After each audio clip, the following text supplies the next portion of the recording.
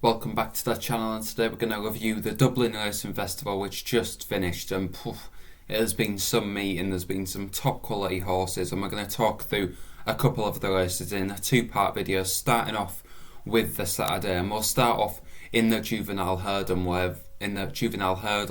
where Vauban was very impressive. He won at 9-4, I think he was in the end. He was as big as 9-2, having been odds on earlier on in the week, and he was drifting out like no one expected him to win. But me, with my 16-1 at the Triumph Hurdle, I also backed him for this race. I think he's a very good horse, and by God, did he deliver. Won by 3 lengths in the end from Phil Daw, who probably did disappoint slightly. I'm not sure why. Maybe the pace wasn't as strong as he'd wanted, but he was beaten 3 lengths by Vauban, and I can only see the distance getting bigger between them horses, because Vauban didn't jump good at a few of them, but when Paul Townend really asked him to go and jump the hurdle, he jumped it well. I think it was his jumps 3 out and 2 out where he was foot perfect and allowed him to just come up on the outside, and Paul Townend didn't have to get too serious at all really for Vauban to win. I was slightly surprised how some of the 3rd, 4th and 5th were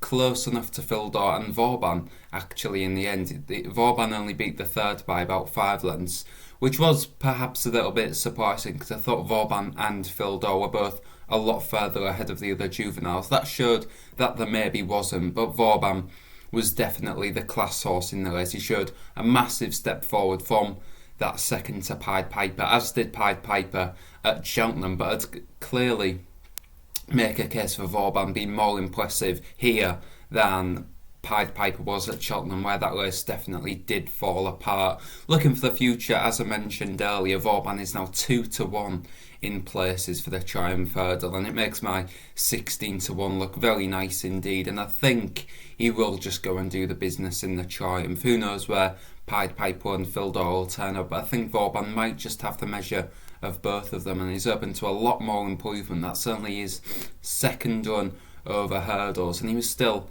a bit novice-y and definitely one to keep an eye on.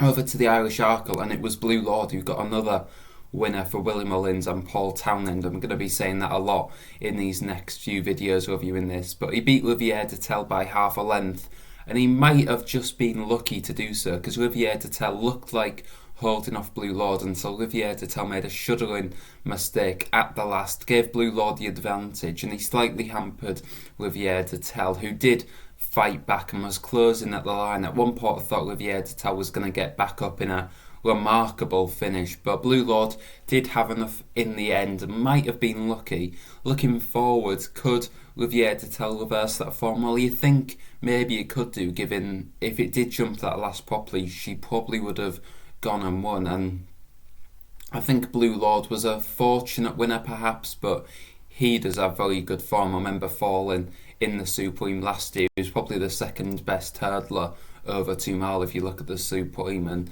he's translated that to chasing quite well. Riviere de Tel does got a bit of weight that day, and would again in the Arkle at Cheltenham, so it'd be interesting to see a rematch between them two, and you think Riviere de Tel might just be able to reverse the form, even though that Blue Lord is a decent amount shorter in the betting for the Arkle. Moving on to the bumper and Facile Vega, with what Willie Mullins said was the performance of the meeting for him. He won by 12 lengths, and this horse does have a very lofty reputation. Willie Mullins said before I'd even known that this horse was burning up the gallops. It was brilliant on debut, winning by 6 lengths, and it was even better today. He was Kilcut-esque, the way that he just galloped away from his rivals coming into the home straight. And the slight difference was, I think that Kilcut race did fall apart. They went very strong, but I think here Facile Vega quickened clear, and Patrick Mullins probably had one of the easier winners that he's ever had. He's definitely one for the champion bumper. He's pretty much even money in places, and you'd expect him to probably go and win it. Now, American Mike has and was favourite and had been very impressive prior to that, but this performance by Facile Vega against decent horses in the Roaring Night was something else, and he's definitely one to follow heading into the festival. And just a quick one over at Wetherby, we saw Ahoy Senor bounce back in uncertain fashion. That was a very good performance, winning the Grade 2 Turton by about 5.5 lengths in the end, and for me that backed him. He was just about odds on. He was the only odds on shot I backed at the day I was there in person actually.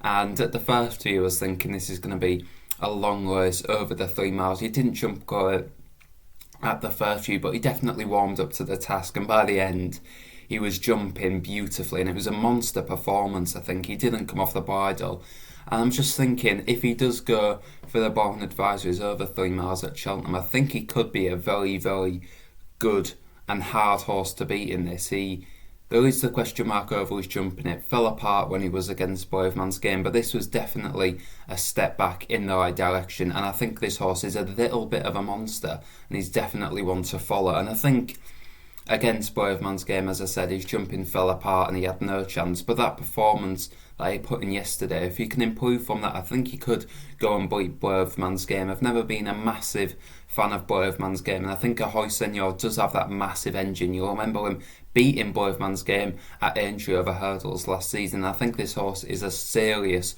horse and definitely one to follow. So that runs up part 1 of me analysing the Dublin Racing Festival. There'll be a part 2 coming very soon. Make sure to check that out, where I talk through horses like Galopin de Champs, Honeysuckle and a few more. So thanks a lot for watching, and I'll see you in part 2.